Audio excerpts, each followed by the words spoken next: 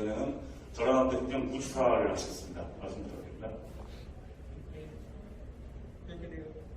예, 뵙게 되어 반갑습니다. 오늘 기조 강연에서 4차 산업혁명 변화에 대해서 지방정부가 어떻게 적응하고 있고 또 변해야 하는가 전반적 부분에 대해서 정리해 주셨습니다. 많은 도움이 되었고요.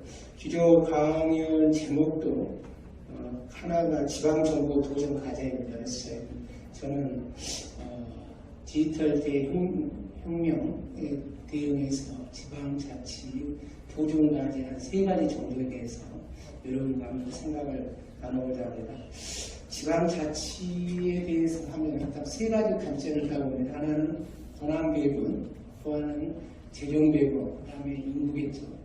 디지털 혁명이 이 3가지 관점을 어떻게 달리봐야 되는가에 대해서 저는 이렇게 생각을 합니다.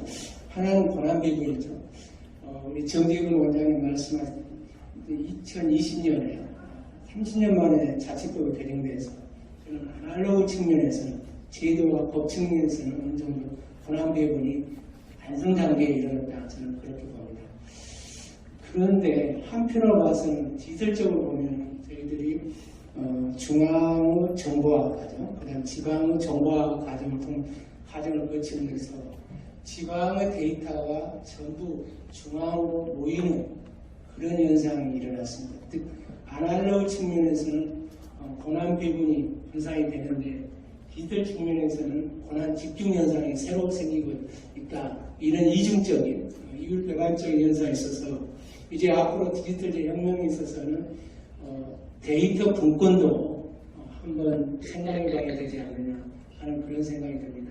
즉 기왕이 그렇게 정보화 과정에서 중앙정보에 모아져 있는 정보를 다시 나누자는 게 아니라 공유하자는 겁니다. 그래서 지방정부도 자기 데이터 주권을 가지고 자기 정보를 자유롭게 쓸 수 있도록 공유하는 시스템을 바꾸자 하는 거고요. 제가 근무하는 것이 지역정보 개발원인데서 이 문제를 어떻게 해소할 것인가 하는 것에 많은 고민을 하고 있고 저는 이걸 분석센터를 두어서 지방도 활용할 수 있게 하고 중앙도 활용할 수 있게 하고 시민도 활용할 수 있게 하고 특히 연구자도 활용할 수 있게 하면 그 문제는 어느 정도 해소되지 않을까 하는 그런 생각을 가져봅니다. 다음은 인구입니다. 우리나라 지금까지 고난이나 자원 배분의 가장 큰 척도는 정규인구입니다. 아마 제가 생각해 봤을 때는 아날로그 시대에 있어서는 객관적 기준이 정규인구죠. 그래서 다른 인구는 카운터를 할 수 없기 때문에 정규인구에 많은 비중을 두어서 권한 배분을 해왔지 않나 하는 생각이 듭니다. 그런데 이제 디지털 혁명을 맞아서 유동인구라든가 생활인구도 카운트할 수 있게 됐습니다. 어느 지역에서 많은 유동인구가 일어나면 그 지역의 권한과 자원이 비례해서 봐야 되는 게 맞죠. 정규인구도 인구를 하다 보니까 그게 언벌에서 나는 겁니다. 그래서 이제는 디지털 혁명 시대를 맞아서 정규인구에 대한 신화를 버릴 때가 됐지 않나 하는 생각이 듭니다. 완전히 버리는 게 아니라 유동인구, 생활인구에 대한 비중을 높여서 거기에 대한 절충점을 찾아야 되지 않나 하는 생각이 듭니다. 특히 소비세 같은 경우도 소비세는 어떤 지역에 얼마나 많이 일어나느냐 상관없이 국가가 전부 걷어가지고 일정 공식위에서 국가가 가지고 일정 부분을 지방에 나누어주는 겁니다. 그러다 보니까 지방에서는 힘이 덜 납니다. 우리가 아주 어떤 행사를 갖다가 성공적으로 해서 유동인구를 많이 불러일으켜도 그게 가식 떨어지니까 또 어떤 한편에 있어서는 어떤 지역에서는 그거 상관없으니까 지역 축제를 그냥 끝내버립니다. 표로만 의식하고 그런 거란 말이에요. 그래서 그 지역에 일어난 소비는 그 지역의 일정 정도는 비례해서 가져가야 되는 그런 시스템을 만들 필요가 있고 이제 디지털 혁명에서 그것을 카운트할 수 있게 됐으니까 그쪽으로 우리가 방향을 돌릴 필요가 있지 않냐 하는 그런 생각이 듭니다.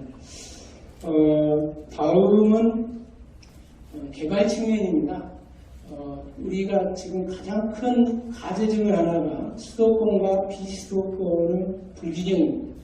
그 불균형 중 원인 중에 하나는 저는 비수도권에서 나타나는 생활 불편이라고 봅니다.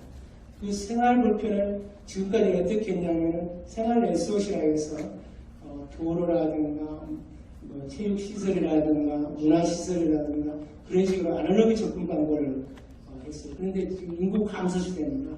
규모 경제가 다 적용되는 거죠. 이제 인구 몇 명 안 되는 데서 대규모 시설이라든가 아날로그 접근 방법은 없다고 합니다.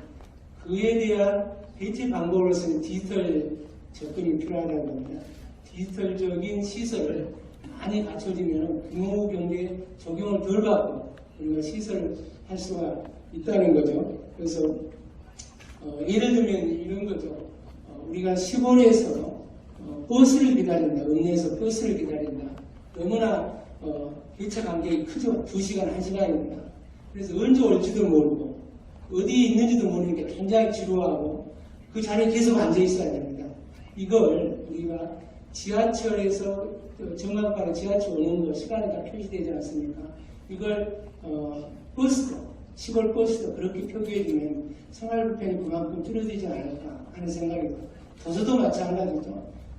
본선과 육지로 오가는 그런 불편을 우리는 디지털적으로 가상 공간으로서 비디오관에서 메타버스가 나왔습니다만 가상 공간에서 해결할 수 있죠. 그래서 이제는 생활 SOS도 아날로그적 접근 방법을 추진할 거 아니라 디지털적 접근 방법을 해서 같이 절충해서 나가면은 디지털 대 혁명 시대에 있어서 자치 발전도 같이 발전을 할 수 있지 않을까 하는 그런 생각이 듭니다.